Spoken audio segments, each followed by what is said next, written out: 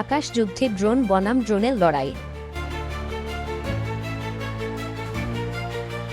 ইউক্রেনের আত্মঘাতী ড্রোনের মোকাবিলায় এবার নতুন অস্ত্র সামনে আনল রাশিয়া।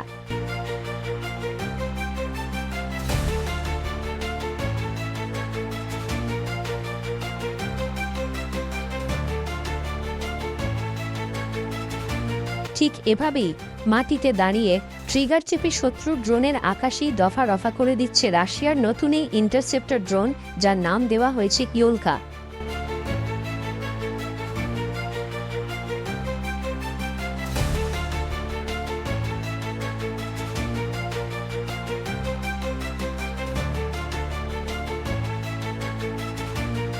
মস্কোর ডেভেলপারদের দাবি, ঘণ্টায় 230 কিলোমিটার বেগে ছুটে গিয়ে 3 কিলোমিটার দূর থেকে শত্রুর ড্রোনকে মুহূর্তের মধ্যে টুকরো টুকরো করে দিতে সক্ষম এই প্রযুক্তি।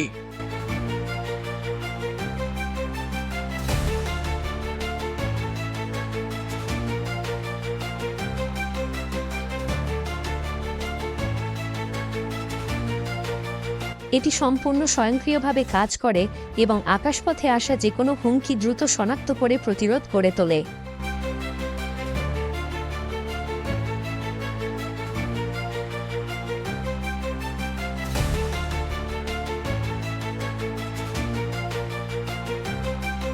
শুধু সামরিক ঘাঁটি নয়, বিদ্যুৎ কেন্দ্র বা গুরুত্বপূর্ণ শিল্প অবকাঠামো রক্ষার লক্ষ্যে এই ড্রোন তৈরি করা হয়েছে।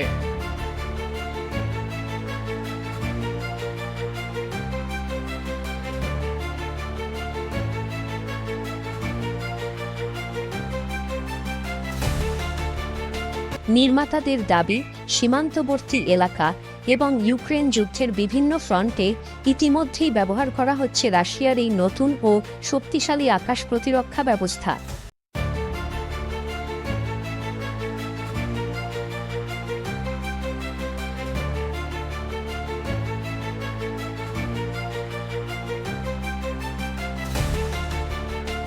যুদ্ধের ময়দানে ড্রোন প্রযুক্তির এই নিত্যনতুন প্রতিযোগিতা বলে দিচ্ছে, আগামী দিনে আকাশযুদ্ধের কৌশল হতে যাচ্ছে আরও ভয়াবহ।